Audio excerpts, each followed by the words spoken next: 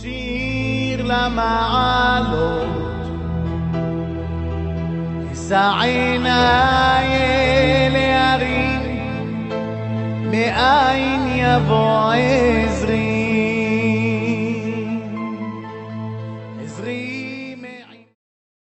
Birshut Morav et Rabotai, avec la permission d'Hachem, ce cours, il est dédié pour les Dabrut, qui font du beau travail dans le monde.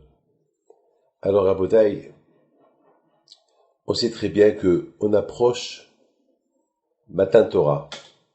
Vous savez maintenant, on compte les jours. Chaque jour, on fait Sfirat HaOmer, on compte les jours.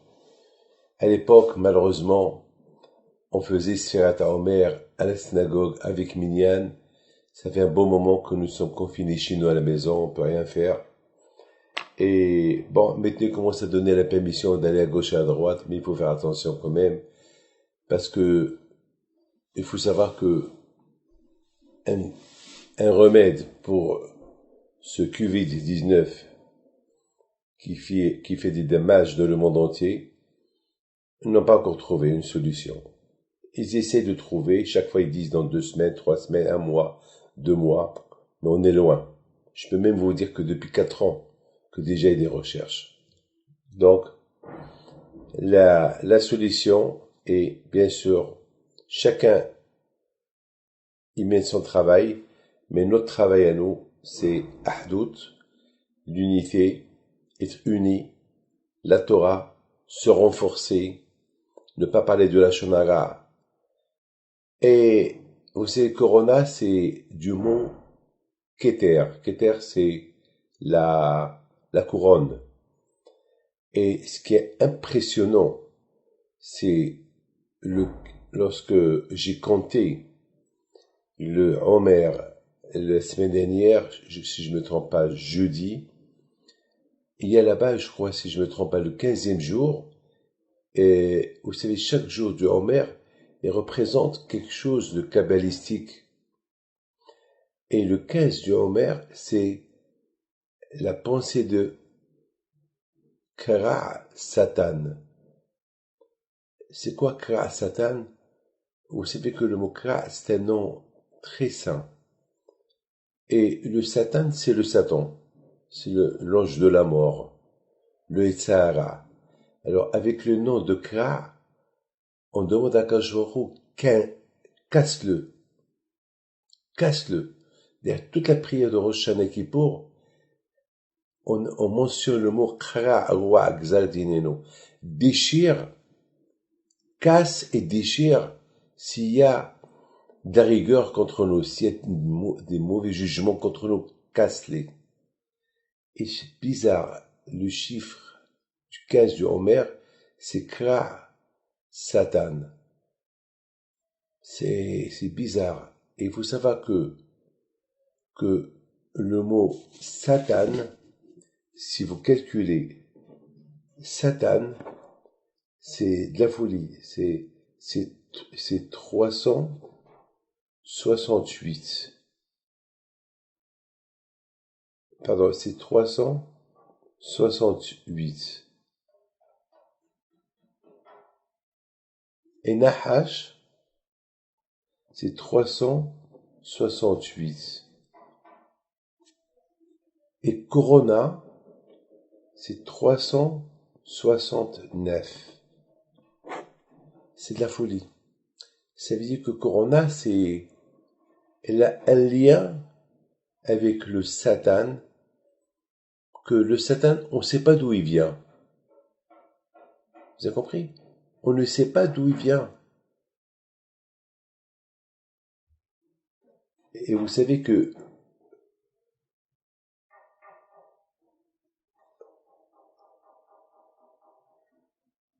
il vient de nulle part. Il vient de nulle part. On ne sait pas d'où il vient. Le satanisme, on ne sait pas d'où il vient. Et le corona aussi, on ne sait pas d'où il vient. Alors moi, Rabotai, le mot Satan, c'est uniquement 359. Et Nahash, Ceci 358. Mais j'ai ajouté 10. Pourquoi j'ai ajouté 10 sur chacun? Il n'y a que Corona que le chiffre il est exact. Parce que 10, c'est les 10 sphères. Ça veut dire que le Nahash et le Satan, ils sont aussi entre les mains d'Hachem. Comme que la couronne, le Corona, c'est la couronne, est entre les mains d'Hachem, ça veut dire que si nous, on s'attache à Hachem à travers les 10 sphères, c'est peut-être la Kabbalah ce que je vous dis, mais après vous allez me comprendre. Alors, on va maîtriser le Satan dans les mains, on va maîtriser le serpent, parce que n'oubliez pas que le serpent, c'est lui qui a fait fauter Adam et Hava à la création du monde. Et à l'époque, Adam et Hava, ils étaient attachés aux 10 sphères. Vraiment, ils avaient les 10 sphères dans leurs mains. Les 10 sphères, c'est qui font partie de l'auréole. Je voudrais vous expliquer ce qu'il dit le Ben Ish Hai, dans un des livres de Kabbalah à lui. Il dit que lorsque Hachem il a voulu créer le monde, il voyait que chaque fois le monde ne pouvait pas résister. Il se disloquait. Parce que la parole d'Hachem, lorsque Hachem il créait le monde avec sa parole était tellement dure et sa lumière était tellement dure que le monde ne pouvait pas résister. Alors qu'est-ce qu'il a fait Hachem? Il a créé 10 sphères. Ça commence par le Keter, la couronne, et ça se termine avec Malchut, le royaume d'Hachem. Donc Hachem, il a fait d'une manière que de sa lumière, elle traverse les 10 sphères pour réduire la capacité de la lumière pour ne pas détruire le monde. Donc ça veut dire que le monde entier, il se maintient avec la lumière d'Hachem qui traverse les 10 sphères. Et au fur et à mesure qu'elle traverse les 10 sphères, la lumière d'Hachem, elle se réduit jusqu'à que le monde il peut se maintenir. Le royaume d'Hachem, il peut se maintenir. Comme un exemple, par exemple, si on veut voir le soleil au mois de juin, au mois d'août, même si on lève les yeux vers le soleil, on ne peut pas résister. On se brûle les yeux. Alors, on met des lunettes. À travers les lunettes, on voit que on peut, au fur et à mesure que les lumières ils sont fortes, alors si on a des lunettes qui sont assez fortes, on peut regarder le soleil sans se brûler. D'ailleurs, vous savez, lorsqu'il y a des clips, il y a des lunettes spéciales pour pouvoir voir le clip parce que c'est très dangereux de voir la lumière. Alors, vous voyez. Donc, à beauté, Hachem, il a créé les 10 sphères pour diminuer la capacité de la lumière divine pour pouvoir que le monde peut supporter la lumière de Hachem dans ce monde-là. Mais à beauté, los Adam et Hava, avant qu'ils ont fauté, ils pouvaient supporter ce gros taux de lumière, même qui traversait les sphères. Mais lorsqu'ils ont fauté, alors malheureusement, le Satan a eu une puissance. Le Nahash, le serpent, qui est lui le Satan, parce que si on voit Nahash, Satan, c'est presque les mêmes lettres. Donc le Nahash, le serpent, il est devenu, il est monté de grade, d'un point, il s'appelle Satan. Nahash, c'est 368, et Satan, c'est 369. Il est monté d'un point, donc il est un peu partout dans le monde. Et nous, pour le réduire, c'est avec Torah et Mitzvot. Et malheureusement, le Nahash, qui est le Satan, ils ont un grand pouvoir pour malheureusement avoir cette force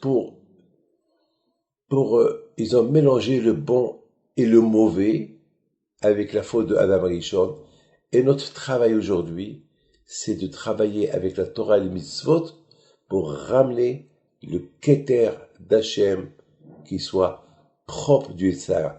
D'ailleurs, j'ai vu dans des livres de Kabbalah que de la même façon qu'il y a 10 sphères dans la Kedusha, il y a aussi 11 sphères de Touma. Vous vous rendez compte? Ça veut dire Zé Omazé, les deux l'un en face l'autre. C'est-à-dire une bataille contre les 10 sphères de la Kedusha avec les 11 sphères de la Touma. Alors pourquoi eux ils sont 11 et la Kedusha ils sont que 10? Pour te dire que le plus important c'est pas la capacité, ça veut dire que même s'ils sont 11, nous on n'est que 10, on peut les gagner avec la Torah.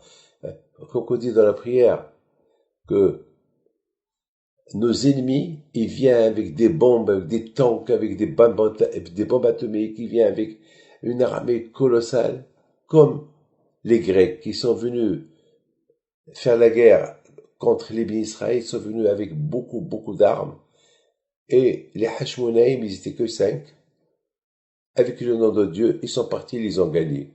Ça veut dire que nous, on vient avec le nom d'Hachem, et eux, ils viennent avec leur force, et à la fin, c'est nous qu'on gagne. Comme David et Goliath. Goliath, il portait une armure en fer, il faisait 2 fois de taille David Ameller, qui était petit de taille, et David Ameller, il est venu avec des pierres, et Goliath est venu avec des épées et une lance, et il est tombé entre les mains de David Ameller. Il lui a coupé la tête. Ça veut dire, c'est pas la capacité, c'est pas le nombre qui te fait gagner, c'est la Chokhmah, c'est la Torah. Là, eux, ils sont 11 sphères, nous, on n'est que 10 sphères, et on gagne. Mes amis, j'étais en train de penser que c'est bizarre, hein, ce que je vais vous dire. Haïm. C'est bizarre ce que je vais vous dire. Lorsque le confinement a commencé, au départ, ils ont dit, on peut prier à 100 personnes. Après, ils ont dit, ici en Israël, je ne veux pas d'Israël. Après, ils ont commencé à réduire. Après, ils ont dit, non, il faut prier qu'avec 10 personnes. Alors, 200 à 10. Et après, ils ont dit, même avec 10 personnes, on n'a pas le droit de prier, il faut aller à la maison. Moi, je joue avec les chiffres. J'ai commencé à penser, pourquoi ils ont dit 100, après ils ont dit 10, après ils ont dit, plus rien, il faut prier chez soi. Moi, vous savez, chaque chose qui se passe, je réfléchis. Parce que pour moi, chaque chose qui se passe, elle a un lien avec Hachem. Il n'y a rien qui se passe sans le lien d'Hachem. Moi, j'ai commencé à réfléchir. Et j'ai réfléchi ce que les grands Mekoubalem me disent. Que nous avons 10 sphères. À travers ces 10 sphères-là, la lumière d'Hachem, elle les traverse pour réduire la force de la lumière pour que le monde puisse résister, diminuer la lumière. Mais la lumière, elle est très forte dans le Keter. Passer à travers le Keter, elle traverse les 10 sphères, jusqu'à qu'elle arrive au royaume, Malchut. Ça veut dire que le Keter, c'est la couronne. C'est à travers la couronne, cette lumière, elle commence à se réduire. Et puis, j'ai réfléchi et je me suis rappelé que chaque sphère, elle a ses propres igoulim. C'est quoi igoulim? Chaque sphère, elle a 10 cercles. Ça veut dire que de chaque sphère, elle a ses propres 10 sphères. Donc, elle traverse les 10. Alors, si on compte de la première sphère jusqu'à la deuxième sphère, et si chaque sphère, elle a 10 sphères à elle, donc, au total, il y a 100. Donc, on a 100 sphères dans les 10 sphères. Donc, quelque part, Akadosh Baruch Hu, il nous lance un message. J'ai besoin que vous priez. J'ai besoin de vous. J'ai besoin que le monde il se maintienne et que ma couronne elle se maintient. Parce que si ma couronne elle se maintient, donc c'est le corona qui va prendre la place. C'est le Satan qui va prendre la place. C'est le Nahash qui va prendre la place. Donc, quelque part, j'ai pensé, j'ai dit, c'est un lien entre le sang, sphère, et qui sont dans les 10 sphères. Et à la fin, on nous dit, il faut arrêter. Il faut prier chez soi. Ça veut dire qu'Akadosh Baruch Hu, il nous dit, bon, maintenant, je veux voir comment vous allez vous construire chez vous à la maison. Je vais voir. Parce que malheureusement, beaucoup des fois, on ne fait pas attention à la prière.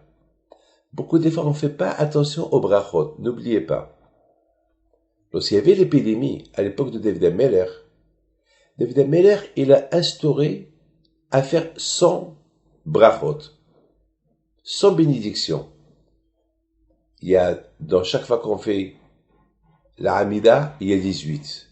Alors 18 multiplié par 3 égale, vous savez, on boit de l'eau, on fait une bracha. On mange du pain, on se lave les mains, il y a le bracha. On mange du pain, il y a le bracha. Et après, il y a Bekat Amazot, il y a des brachot aussi. On mange un gâteau, il y a des brachot. Donc ça veut dire, si on calcule bien, on va trouver 100 brachot dans la journée. Ah, maintenant, la question, elle se pose la suivante. Très belle question. Pourquoi David Ameller, uniquement pour casser l'épidémie, il a instauré les 100 brachot? Pourquoi? Pourquoi 100? Pourquoi pas 90? Pourquoi pas 80? Pourquoi pas 110? Vous savez pourquoi?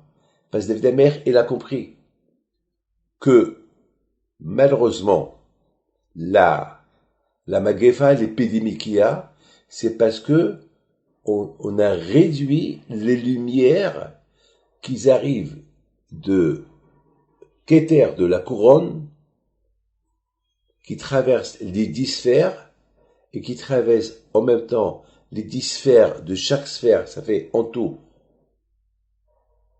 100, parce que on ne compte pas les principaux, on compte que ceux qui tournent chaque sphère, les 10 qui tournent chaque sphère, et puis ça a donné la place à l'épidémie. Peut-être cette épidémie de l'époque, c'était Corona. Ou bien chaque épidémie qu'il y a, elle a un lien avec la couronne.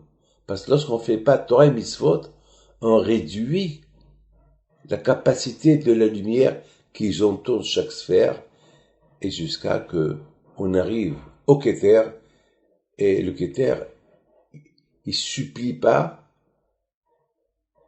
la capacité de la lumière pour maintenir le monde. Donc c'est la raison pourquoi il a dit, alors il faut s'attacher aux 100 brachot. Chaque fois qu'on fait 100 brachot, ça veut dire qu'on s'attache au Keter. Baruch ata Hashem Elokeinu melech haolam. Donc on donne la capacité au roi, on bénit le roi du monde. Et un roi sans couronne, c'est pas un roi. À quoi il sert Hashem qu'il est le roi s'il n'a pas la couronne? Donc ça veut dire on le couronne chaque jour. Chaque jour on couronne Hashem avec les brachot qu'on fait. Et c'est pour ça, pour le couronner, on commence d'en bas, de Malchut, du royaume, jusqu'à qu'on arrive en haut, qui est la couronne, le Keter. C'est de la folie. C'est très beau ce que je suis en train de vous dire. Et c'est la raison pourquoi Hashem, il a fait qu'il faut faire 100 brachot pour augmenter la lumière et réduire la malédiction de la Mageva, de l'épidémie, jusqu'à que le monde est clean de l'épidémie, de la couronne, et la couronne maintenant d'Hachem, elle est de toute sa splendeur, elle illumine les 10 sphères avec ces 100 petites sphères qui l'entourent et le royaume divin est parfait. Peut-être, mes amis, c'est ce qui va se passer pour que Mashiach y vienne. Pour que Mashiach y vienne, il faut qu'on donne beaucoup de lumière à la corona. Avec les mitzvot et la Torah et Ahdout. Vous savez, mes amis, qu'un roi sans peuple, il n'est pas un roi. À quoi sert un roi s'il n'a pas de peuple? Nous, on dit chaque jour, béni sois-tu le maître du monde. Béni sois-tu notre Dieu, Elokeinu, maître du monde, le roi du monde. Mais si on dit on couronne Hachem et on n'est pas unis, c'est grave. Ça veut dire qu'on couronne le roi sur un peuple qui n'est pas uni. D'ailleurs, c'est ça ce qu'il a dit Haman à Hachvérosh. Ces juifs-là, ils sont désunis. Ouais, ils s'intéressent chacun à soi-même. Alors, on peut les éliminer. Im'alam Melech Tov. Il dit à Haman, à Hachvérosh, si le roi, ça peut lui convenir, éliminer ces juifs-là, parce qu'ils n'ont pas de Dieu qui les protège. Parce qu'ils sont désunis. Alors, on peut faire de ce qu'on veut. Et malheureusement, on n'était pas unis à cette époque-là. C'est pour cette raison, la seule façon que Esther, la reine Esther, a réussi, pour enlever cette Gézéra de destruction de cette Shoah globale qu'il y avait à l'époque de Haman, c'était lorsqu'elle a dit à Mordechai, Kinsu, il faut qu'ils se réunissent. Il faut qu'ils se réunissent, il faut que chacun fait du bien à l'autre. Et c'est là qu'ils ont réussi à annuler la Gézéra de Haman. Et on voit après, une fois qu'ils ont éliminé Haman et tous ceux qu'ils ont voulu tuer, ils ont instauré Purim. Et c'est quoi la mitzvah de Purim? La mitzvah de Purim, c'est de donner des cadeaux aux pauvres, la tzedaka aux pauvres, et non pas aux pauvres, même Matenot, entre nous aussi, on donne des cadeaux, parce que le cadeau représente l'unité. En plus, ils ont dit, Ki Mouvi Kiblu. Encore une fois, ils ont accepté la Torah comme qu'ils l'ont accepté lorsque Hachem nous a donné la Torah. Vous savez que lorsque Hachem nous a donné la Torah à Shavuot, c'était un peu forcé. Pourquoi c'était forcé? Parce que on connaissait pas, même lorsque la Torah dit qu'on était unis, c'était forcé aussi. Pourquoi? Parce que pour être unis, il faut la Torah. Vous avez compris ce que je vous dis? Pour être unis, il faut la Torah, parce que c'est la Torah qui nous est unis vraiment. Donc, ça va. Ils ont dit, ouais, Naaseh V'Nishma. Mais c'était un Naaseh V'Nishma par rapport à tous les miracles qu'ils ont fait. C'est comme quelqu'un qui me sauve la vie, et qu'il me demande quelque chose, et même que c'est dur, je peux pas lui dire non, parce qu'il m'a sauvé la vie. Donc, quelque part, je suis un peu forcé. Donc là aussi, avec tous les miracles qu'ils ont vus, que Hachem a fait avec eux, donc ils étaient obligés de dire Naaseh V'Nishma. Et ils étaient obligés de dire, oui, on fait, on écoute. Et ils ont accepté la Torah. Pas du fond du cœur, il manquait quelque chose. Mais Akash Baruch Hu, il est extraordinaire. Je l'adore, Hachem. Il est extraordinaire. Hachem, il n'a pas divulgué que les Juifs ils étaient forcés d'accepter la Torah. Il a dit, ils sont super les Juifs. Il a commencé à donner des éloges devant les Malachim. Vous avez vu les Juifs, comment ils sont super. Ils sont mieux que vous les anges. Vous les anges, vous faites ce que je vous dis. Avant que je vous dise ce que je veux de vous, vous êtes prêts déjà à le faire. Et eux, c'est des êtres humains avec le Yetzara. Ils vous ont dépassé. Ils ont dit, Naaseh V'Nishma. Mais Hachem, uniquement par amour, parce qu'il les comprend, il sait qu'ils étaient obligés d'accepter la Torah. Il sait qu'ils étaient obligés de dire oui, parce qu'ils n'ont pas le choix. Mais Hachem, il n'a pas divulgué ça devant les anges. Il a commencé à leur donner des compliments, et des compliments. Mais quand les Juifs, ils ont accepté la Torah, tous les Juifs, avec amour, et avec vraiment, Hachem, on t'adore, on t'aime. Lorsque ils étaient unis, ensemble, quand il leur a dit, Esther, et ils ont vu ce miracle, que Hachem, il les a sauvés. entre les mains, des mains de Haman.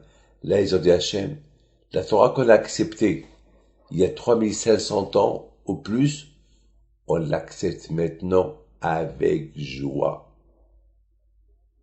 On l'accepte avec joie.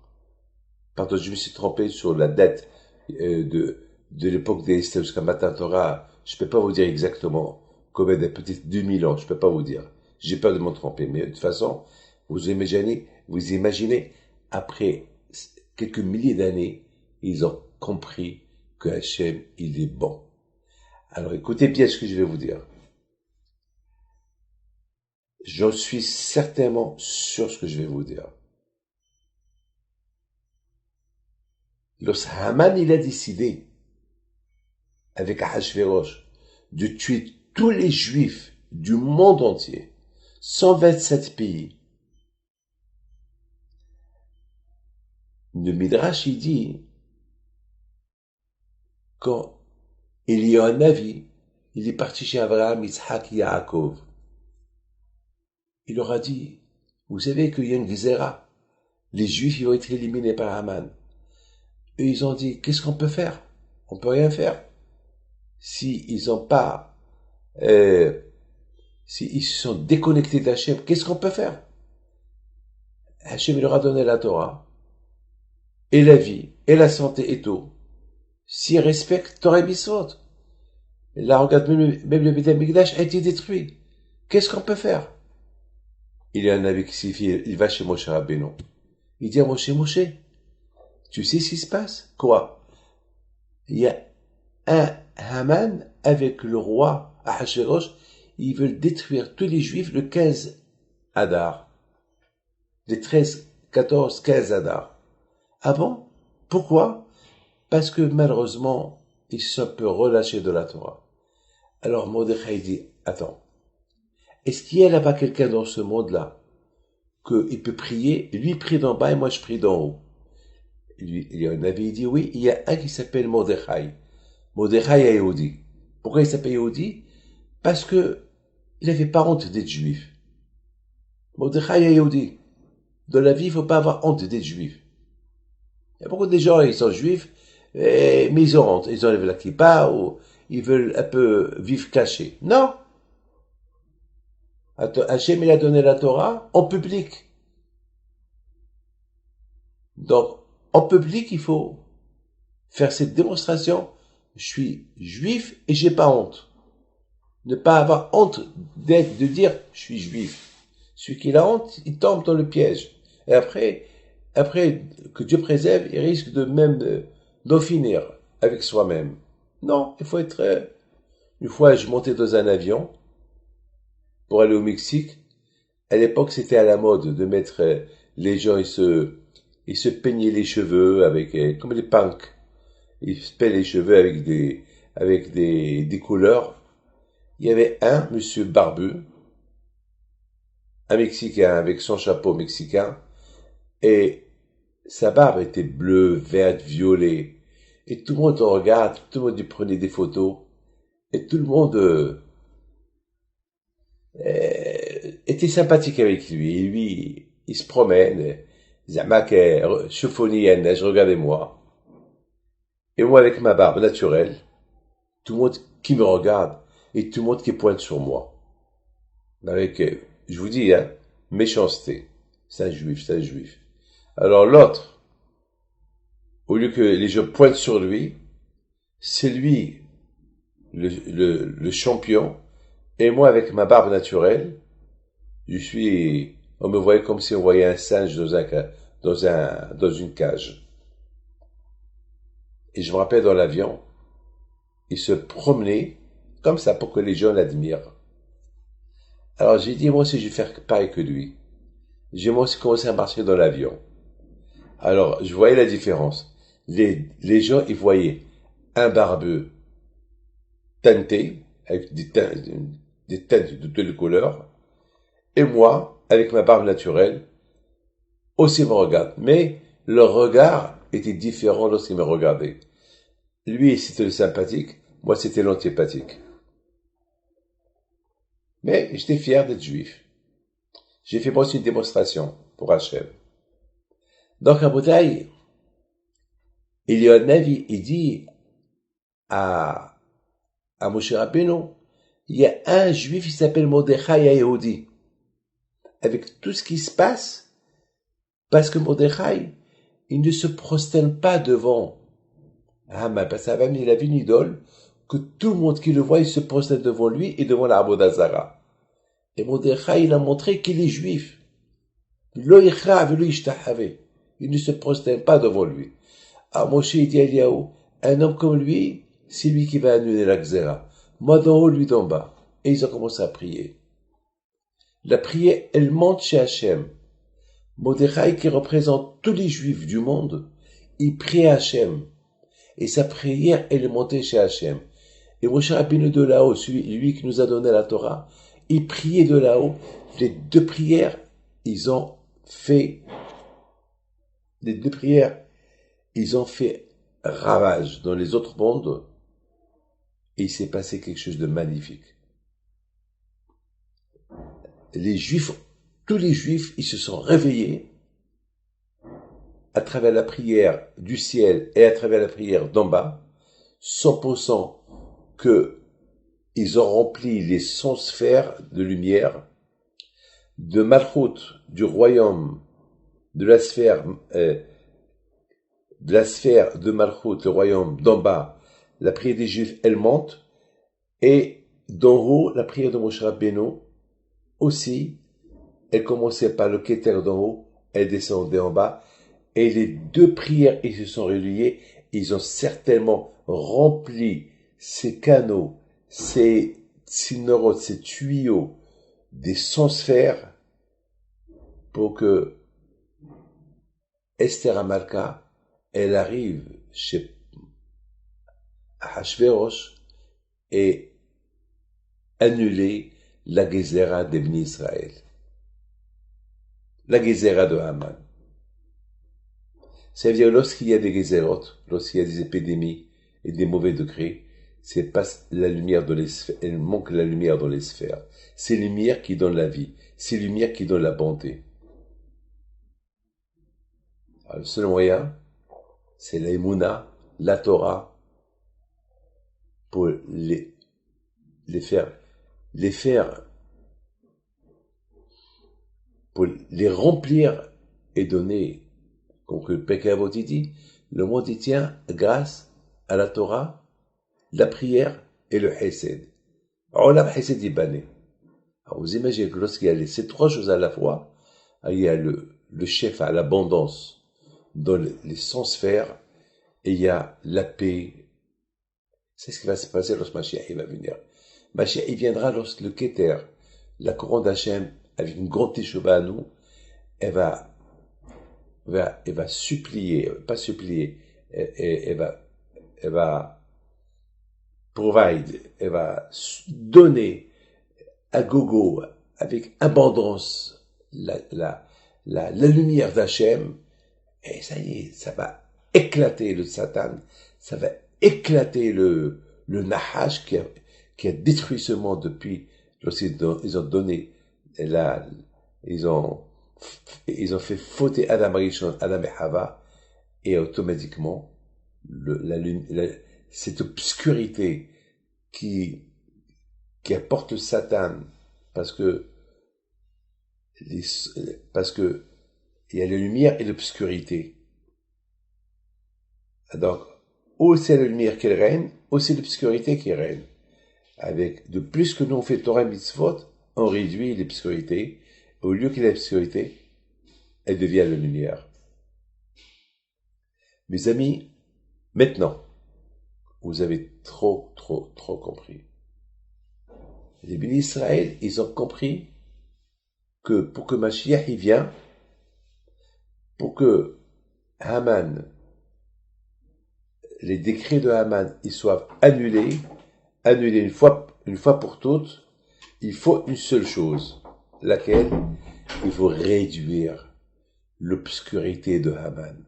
Il faut remplir les 100 sphères et les 10 sphères avec de la lumière qui se sent vidée à cause de Haman. parce que ils se prosternaient à Haman, mais à cause de Mordechai, ils ont vu que Mordechai, Loecha velo ishtahave, Mordechai, il a annulé ce Amalek-là, il a mis de côté, il a mis hors combat. Donc les Juifs, ils l'ont suivi, ils ont compris, c'est parce qu'ils n'étaient pas unis, parce qu'ils n'avaient pas le Torah, les tuyaux des sphères, ils se sont vidés. Regardez mes amis, un robinet. Pour que le robinet vous donne de l'eau, il faut l'ouvrir. Mais pour l'ouvrir, il faut qu'il y ait de l'eau. Il faut que cette eau-là, il vient de quelque part. Parce que s'il n'y a pas d'eau qui vient de quelque part, c'est fini. Vous savez, je raconte une petite histoire que j'ai lue. Et il y avait une fois un monsieur du bled, un monsieur qui habitait à la campagne. Il va dans la grande ville et il voit des gens qui ont des robinets. Il ouvre le robinet, il y a de l'eau. Ah, il a dit, ah ben c'est super, chez nous, il y a pas de ces robinets-là. Je vais acheter le robinet. Et je vais faire un bon business. Il achète une tonne de robinets. Il vend à tout le monde. Il dit, vous savez, c'est des robinets magiques. Dès que vous les mettez dans le mur, voilà, et vous donnez de l'eau. C'est pas la peine d'aller à la rivière. C'est pas la peine d'aller au puits pour épuiser de l'eau. C'est des trucs magiques. Et les gens, ils ont acheté, et chacun après, il a commencé à ouvrir, ils voient qu'il n'y a pas d'eau. Ils sont venus chez lui, ils ont commencé à réclamer leur argent. Il y a un homme intelligent, il dit, ben, boule, espèce de fou. Mais c'est pas possible. Il peut pas te donner de l'eau. Parce que pour que le robinet te donne de l'eau, il faut qu'il soit attaché avec un tuyau. Et ce tuyau-là, il est attaché jusqu'à la source. Là aussi, pour que ces tuyaux-là, de la lumière qui vient de là-haut en bas, il faut un robinet, il faut ces tuyaux. Mais pour que ces tuyaux-là, ils t'apportent, ils sont connectés avec la lumière, il faut les mitzvot. C'est à travers les mitzvot et la Torah qu'on fait.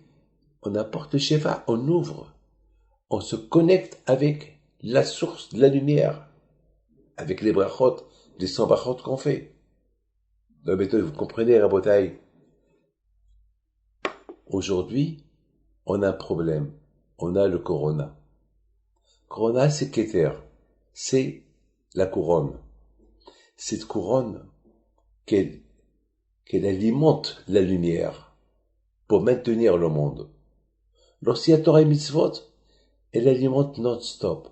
Mais il n'y a pas de Torah Mitzvot, il n'y a pas de Sneot, il n'y a pas de Philot, il n'y a pas de Tzedaka. Alors, malheureusement, la lumière se réduit. Donc, à nous, elle se réduit de là-haut en bas. Alors, à nous, en bas, de couronner Hachem.